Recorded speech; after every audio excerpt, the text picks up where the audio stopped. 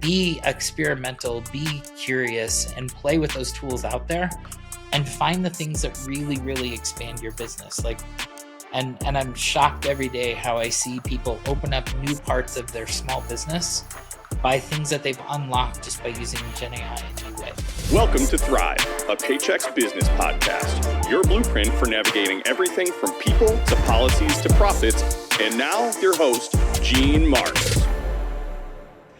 Hey everybody, it's Gene Marks, and thanks for joining us for another episode of the Paychex THRIVE podcast. It's all AI today. We've been doing other episodes on AI too, mainly because as our guest Mike Clark is going to even further explain to us, for years I've talked about different issues that impact all of us as business owners, like taxes and the economy and inflation. All those things are very, very important, but AI is probably one of the most disruptive and significant things to impact businesses of all sizes. It's generational. So we are spending some time on this topic on this podcast. And I am absolutely thrilled to have Mike Clark with us. Mike is the Director of Product Management Agent Platform at Google Cloud. So Mike, I'm gonna start out with like just two questions to start, to get with. First of all, tell us a little bit about yourself, just briefly about your history and how you arrived at this, at Google. And then we've got to understand what the heck Director of Product Management Agent Platform at Google Cloud means, and what your job's all about. But just first of all, thank you for being here and tell us a little bit about yourself. Yeah, I'm really glad to be here. Thanks for the invitation. And actually, I love what Paychex has been doing with this series. I've been listening to a bunch of them myself. So my background, I out of college worked as an engineer, worked in both big companies and small companies. I worked in telecom. I had a startup with some friends that was way too many years ahead of its time doing solid state storage. I was one of the early folks at PhotoBucket and helped grow it. Built my own security startup as a small business to help parents figure out what their kids were doing online. And then was CTO for a while at Visco. And then I spent the last 6 years before coming to Google at Meta, working on privacy and working on generative AI. And I came to Google because I really wanted to help businesses be able to take advantage of what agents have and help them be able to deploy them responsibly and help them be able to deploy them in ways that they're going to get the most benefit out of. Okay, that is just great. So, I mean, in summary, you're a complete and total nerd like myself. That's exactly right. I grew up on a farm and I enjoyed that life, but I knew I didn't want to do that forever. That is hilarious. Well, we're both proud of being as nerdy as we are. So, you are Director of Product Management Agent Platform at Google Cloud. What does that mean? Like, what is your job? Yeah, I think my day-to-day job is, in a lot of ways, me and the team that I help support is the tip of the spear for agents. We work with Google DeepMind, we work with the rest of Google, and we package up agents in a way that, using things like Agent Developer Kit that we'll talk about later, that is how you software development tools to build agents, how you host and run them, how you govern them, how you optimize and eval them. And we do this for Google to run its own agents. We do this for us to build our own products like Gemini Enterprise and a whole series of other products that we provide and build. And then we also provide that same platform to customers to be able to build their agents on top of today, from the smallest of businesses to the largest of businesses. That is okay. That is great. When we started talking about AI, obviously just a couple years ago with OpenAI and ChatGPT, it was all about generative AI and using these chatbots and platforms to to generate results for us, to get answers to questions that we have, or generate a different and better email or policy or something like that. And obviously everything is now going agentic. Okay, so. What for a small business owner, there's some people have confusion. I'm not sure why, to be honest, right? To me, like an agent, we've all been familiar with the word agent forever. I mean, an agent is somebody that does something on our behalf. A ticket agent, isn't it a customer support agent? Travel agent. There's somebody that helps you. Yeah. So talk to me a little bit. There's no difference in AI agents, right? It's the same concept, right?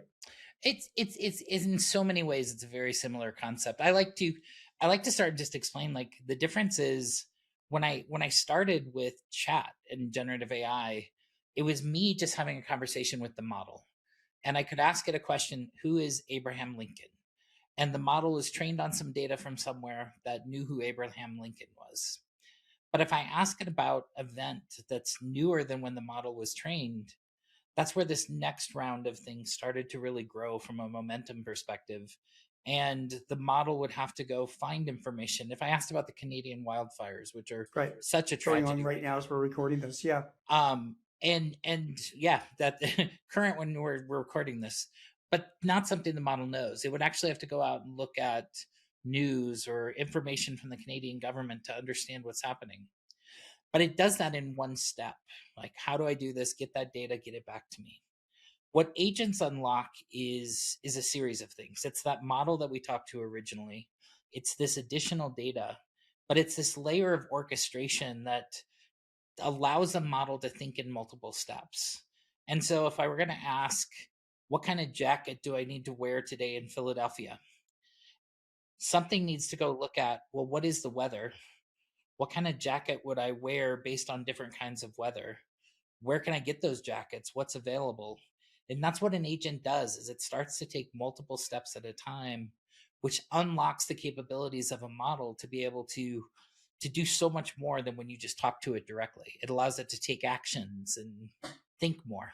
Right. So the example that you gave makes a lot of sense. Like I would have to go on Google and Google different things to get me the full answer. And you're saying that an agent does all of that for me, right? Right. That's Like correct. almost combines all those different steps to give me that same answer. But what about then you mentioned about taking action? So like then will it, for example, you use the example of like what coach should I wear today in Philadelphia? And can't agents, can't an a designed agent go and buy you that coat And the without you being capability involved? fully exists today. I think Mhm. there's some things that hold back making decisions like that today. I think it's but I think like the capability is there. So, Mike, that's all really interesting. Just this past week, actually, I was at a conference. I'll give them a shout out. It's a company called Moz, M-O-Z, and they're well known for SEO and content marketing and all that kind of stuff. Had a lot of big brands around me.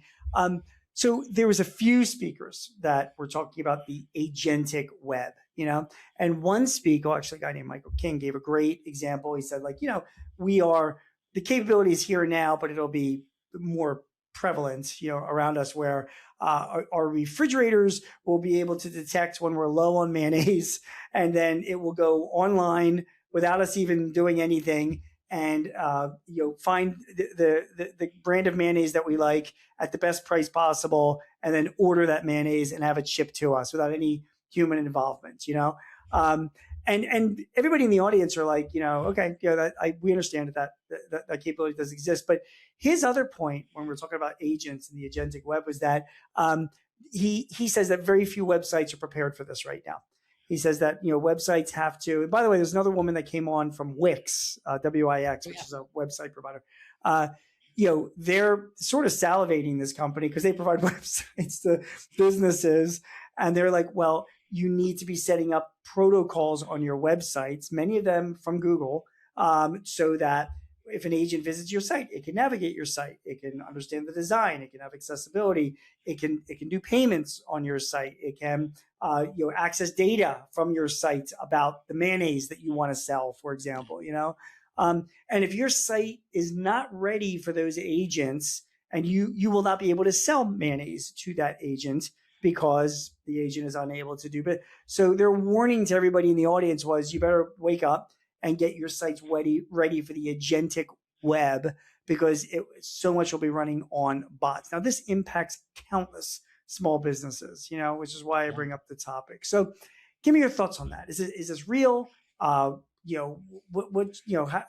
will this impact businesses? What should we be thinking about? Yeah, I think I think as both big and small businesses, like we've all gone through tons of changes the last 20 years. It's funny Mm, because I I heard that mayonnaise example in 1999 from a refrigerator, and I heard it again like 10 years later, and I heard it again now. That's funny. It's funny to watch that one get replayed over and over. But I think, Yeah, you would think they would change it. Like, I don't know, Italian dressing, pickles, something. It doesn't have to be mayonnaise. Something. Right. It tells you how little we've done in food advancement since then. It tells But you how little innovative we are when we're speaking to. I do love the example though, because when you talk about like how you prepared your website for search in Yes. 2005 is Yes. very different than even how you prepared for mobile in 2012, is very different than how you prepared for, and in each of those instances it's a mix of how did I make the site fit the form factor of what was needed, how did I change content so that it was presented in a way, how did I do these things. And I think what's driven all of those changes in the past have been consumer changes, and the biggest shift in consumer behavior around agents have been people using Gemini, people using ChatGPT, people using Anthropic to go ask those questions where they might have gone and searched traditionally and seen a list of blue links.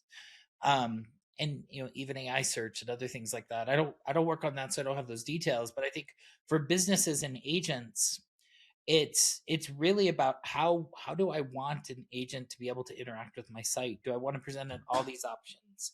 Do I want to present it others? I think if you've worked with Gemini at all recently, one of the options that's showing up for folks is Spark, depending on which version you have, and it goes through and does so much recursive work to help you get to an answer, and it does that by going to different sites.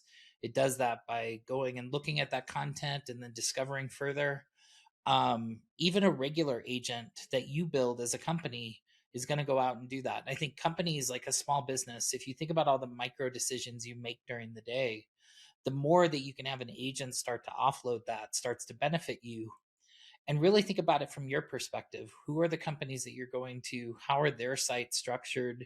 How are you making it easier to do that? And I've seen lots and lots of places do that. I've seen like CVS trying to make it easier for small businesses to be able to interact and shop and do things. I've seen other kinds of businesses do similar things. And all they're doing is they're simplifying their site. They're removing tons of extra interactions, or, I think back in the Web 1.0 days, the flaming ants aren't needed. Those are a distraction to the agent. And so I think like keeping things simple, having enough content and context is a word that gets thrown out there a lot, which is knowledge for the model to understand what's happening, or the agent to understand what's happening, and having enough context for it to know why it would make this decision from a purchase perspective or how to do it.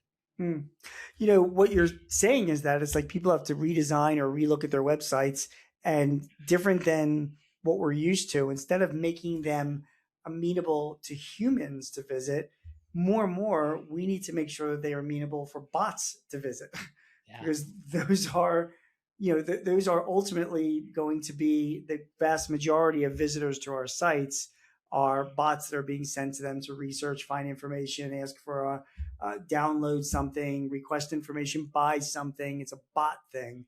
And I think that's going to have a big impact on small businesses. And you brought up a really good point. Like, you're right. Back in like 2012, like I remember speaking to business groups and saying like, everybody's got to have a mobile site. It's coming. People are accessing stuff on your phones and blah, blah, blah. And, now like the message is, you got to make sure that your website has the right protocols to be able for agents to troll your site. Yeah. And that's where, okay. So you're in product management, you're yep. Product manager at Google, right? Most of the people that are watching this, I'm going to say, without insulting people's intelligence, when you think of Google, I mean, we think of, people are using Google Workspace. We're obviously, we're familiar with Gemini. We're familiar with Chrome and, browsing and searching on Google or whatever. What products do you manage? Like, why, yeah. What are you selling to businesses right now? Why are they important? Tell us a little bit the products that are under your domain as it is. Yeah.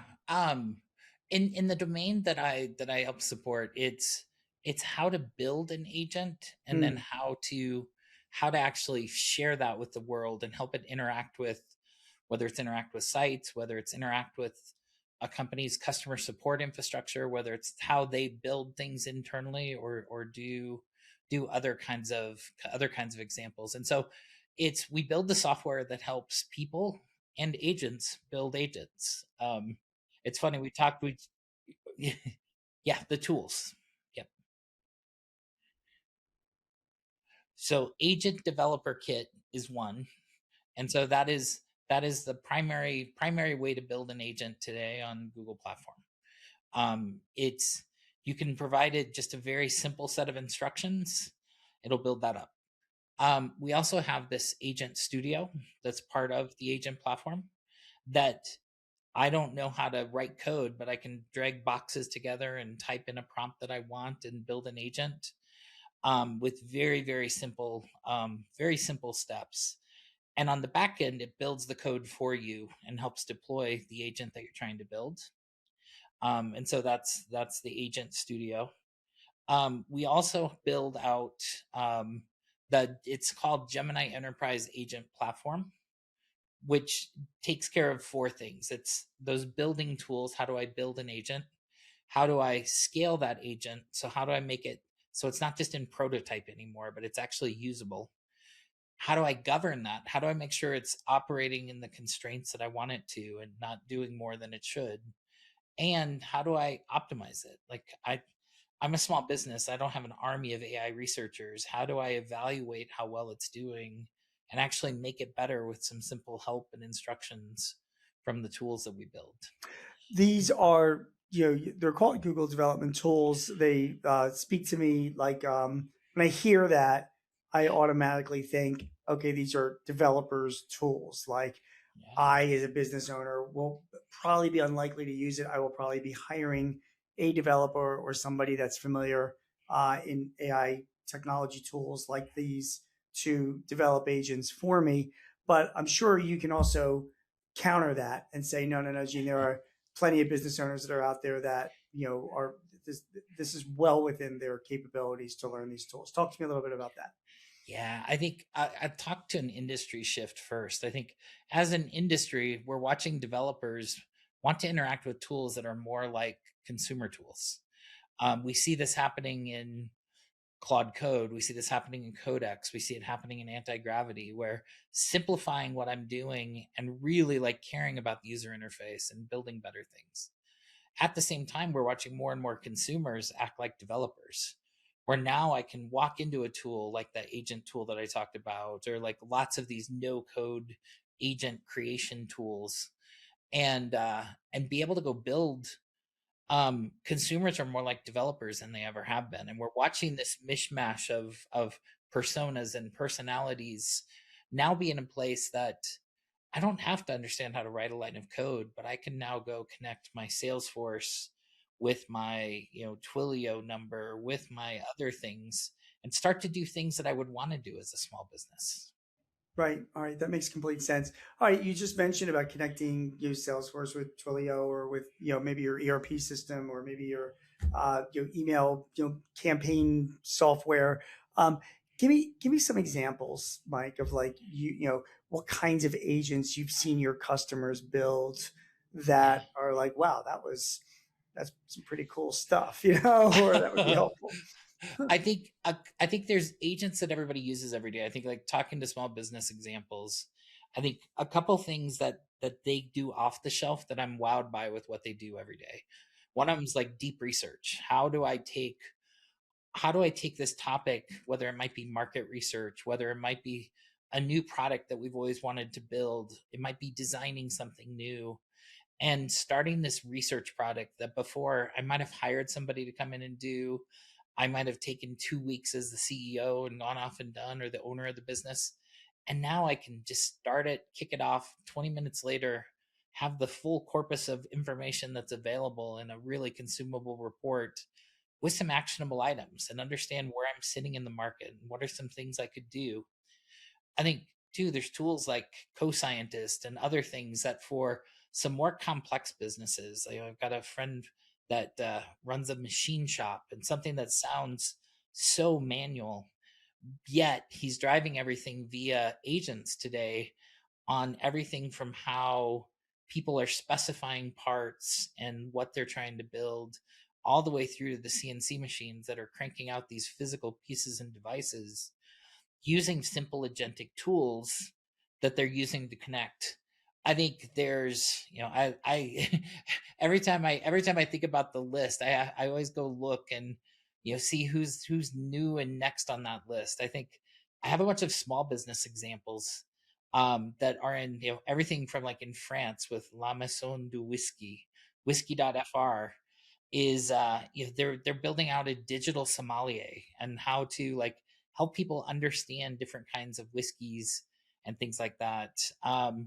SAI 360 is an education company here in the US that helps with ethics training and all kinds of other training and organizations. And they're 99% faster in course creation using these kinds of agent tools, and their production cost has dropped 95%. And what it's allowed them to do is not replace humans, but actually, like, empower the humans that work there to be able to build better, stronger courses than they could before. Got it. Got it. Do you see many businesses using agents to interact with other businesses? For example, building an agent that checks, an inventory levels of a product, and when those inventory levels fall below a reorder point, go out to the supplier or go out and look at other suppliers, find the best price, and place a purchase order with that supplier. I mean, are we there yet for something like that? Have you seen that in real life? I am seeing that happen in lots of prototype phases today Prototype, where right? people are experimenting with that. I think on a lower level supply side where they're off the shelf goods, absolutely. That's happening. That's happening all the time. I want to order this, I need to order these for the office. I need to order these pre-built things. I'm seeing that happen all the time where more and more people are making their inventory available online. They're making it available on websites that agents can talk to, or via APIs or via MCP tools. And I know I'm using a bunch of new language, but No, it's as okay. a builder, these are the kinds of ways that you talk to websites and you talk to different tools. But I'm also watching large organizations want to get to a place to where big chunks of their supply chain, they're able to do planning via agent to agent and make some of these purchasing decisions and orders. I think we're going to see a bunch of it this year before the year rolls out. I agree. And by the way, I mean, using MCP, Model Context Protocol, is like the standard way, people are connecting their AI Yep. platforms to their data. And that is, I'm seeing more and more of that as well, Yeah. mainly because it's become not commoditized, but just popularized through Claude for Business and, Codex. And, so I'm seeing more of it out there. There's a trust issue, obviously, right? I mean, Yeah. so you're in the middle of this. Okay. I mean, this is like your job and you work for Google and this, all that. So I be flat out and ask you, like, so do you trust this stuff? I mean, would you rely on these agents to make purchasing decisions for your business or other critical decisions? Like, Yeah. um, do you? Yes. I'll start with yes. Okay. And I'll explain why. Okay. I think trust is such an important piece for businesses and for individuals in working with AI in general. How do I start by having a conversation, but how do I eventually trust it to make purchasing decisions and other things on my behalf, or even send an email on my behalf? Like, what kind of email is this going to write to a customer or somebody else? And you get there by gaining trust. And the way that you build trust is, one, total transparency in everything that's happening. I think if you'd have asked me what's keeping small businesses and large businesses from getting out of their prototypes and the things they have working, trust is one of it, but transparency is the other one. I think in the tools that we build and in the best tools that I see out there, you get to see every single thing that the model is doing, that the agent is thinking, that the agent is taking actions on. And it you also have transparency in what context or what data it's using to make those decisions. um and so I like I don't start playing with a new tool and say use every single piece of data out there and take every action. I start with ask me for permission before taking the next step. And most like really good tools have that where I can do that. And every now and then there's this mode called YOLO mode where like go do everything and just say yes to it automatically. And I will get to places in a process where I trust it enough because I know what it's doing. It's got enough transparency and I will let it go do that. But like just build up that trust in your business and yourself and what you're trying to take actions on and think of the consequences if something did go wrong and build your own governance in your own mind and in your own systems around what actions can be taken. Yeah, that makes sense. Most of the companies that I'm talking to that are implementing, agentic AI, and these are smaller and mid-sized companies, they do exactly what you just said. The agents work and then they pause, Yep. so a human can improve this or evaluate, and then they move on to the next step. So it's Yeah. not like you just wipe your hands clean and it just runs. And we might get to that point at some point, but it's right. I mean, it's no different than having a human being who places purchase orders and that person, before they place the order, their supervisor has to approve it before it goes. You know what I mean? Like it's Yeah. similar concept, right? And that concept has a name, like it's human in the loop. Yeah. And the technical term is a loop that's happening, and it's injecting a human in the steps of those decisions. We only have a few minutes left, and this is great and so informative. I like to ask this question because I get this question all over the place from my clients. So you're in the middle of this stuff. Yeah. Again, you work at Google, Google Cloud.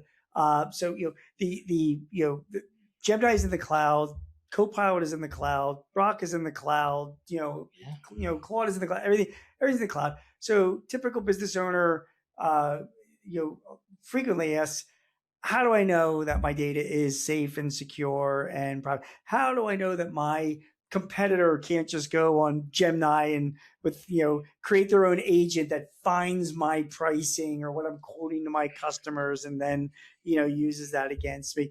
How Mike, how do you respond to that question? Because I'm sure you've heard it.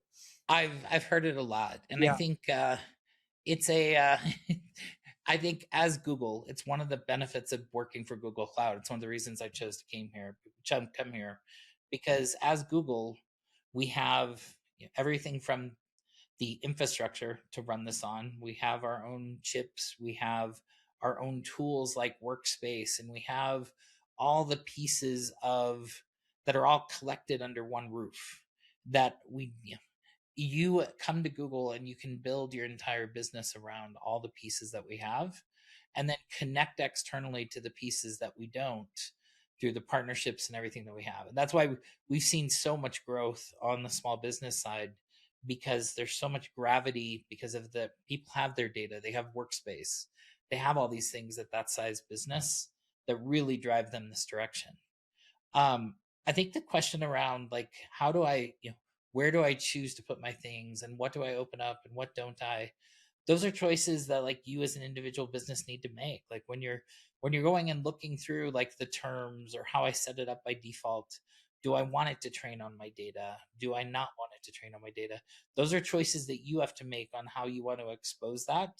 And I think what's really good is as an industry, most companies are really transparent about what those practices are, and the ones that are most transparent, that plays a big role in that trust. And I think like choosing that and doing that. I think also finding out where people have good experiences and like where they're building and where their momentum is really happening. We see that in ourselves with Google. We see a lot of that with Claude as well. We're seeing lots of momentum in the marketplaces where people are not just building good models, but building good products to support those models. And right. I'm very proud of the work we've done. Yeah, you should be.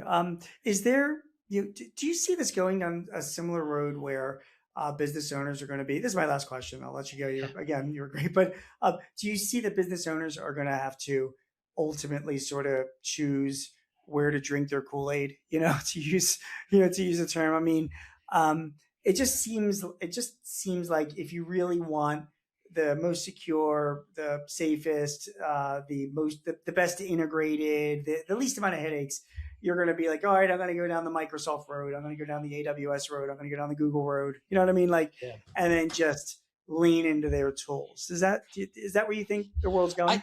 I do think a lot of that's going to come to that point. I think as you know, I'll toot our own horn for a moment. I think sure. It's why, as Google Cloud, we have all the models that you can get out in the market with only a couple exceptions run inside of Google Cloud, and you can control hosting it yourself.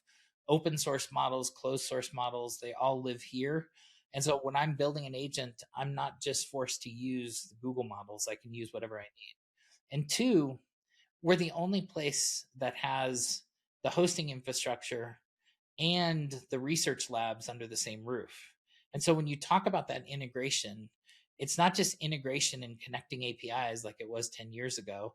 It's now integration in how is the model doing these things, and how are we building the tools in a way that the model's best. And that integration story is going to play a really important role. I think in kind of my closing, I think there's two lines that we're following. I think one is this capability line of models that is this like straight up exponential. The models are getting better, the agents are getting better, and that continues to grow. If we look at both big and small companies, organizational readiness is very logarithmic and it's very, very flat. And what we have to find as builders, as business owners, is what are the step functions for us that help connect the business I'm building to that technology curve to take the most advantage of it. As a small business, you don't have 50 years of legacy business. You don't have regulations in the same way against large businesses. You get to follow that technology curve as close as possible. And so I think like be experimental, be curious, and play with those tools out there and find the things that really, really expand your business. Like, and I'm shocked every day how I see people open up new parts of their small business by things that they've unlocked just by using Gen AI in new ways. I agree.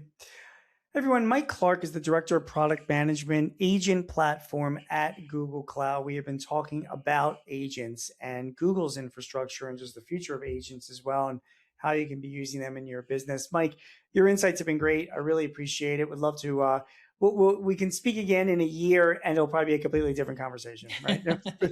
So who knows? We could probably speak in a month and have a different conversation. Yeah, also true. But for now, this is really, really super helpful stuff. So I appreciate your time and thank you for coming on the show. This was great. Thanks for having me. Good. I appreciate it too. Everybody, you have been watching or listening to the Paychex Thrive podcast, and my name is Gene Marks. If you need any help or advice in running your business, sign up for our Paychex Thrive newsletter. Go to paychex.com/thrive. And please subscribe to our podcast either on YouTube or on your favorite podcast platform. Again, my name is Gene Marks. Thank you so much for joining us. We will see you again next time. Take care. Do you have a topic or a guest that you would like to hear on Thrive? Please let us know. Visit payx.me/Thrive topics and send us your ideas or matters of interest. Also, if your business is looking to simplify your HR, payroll, benefits, or insurance services, see how Paychex can help. Visit the resource hub at paychex.com/works. That's WORX. Paychex can help manage those complexities while you focus on all the ways you want your business to thrive. I'm your host, Gene Marks, and thanks for joining us. Till next time, take care. This podcast is property of Paychex Incorporated 2026, all rights reserved.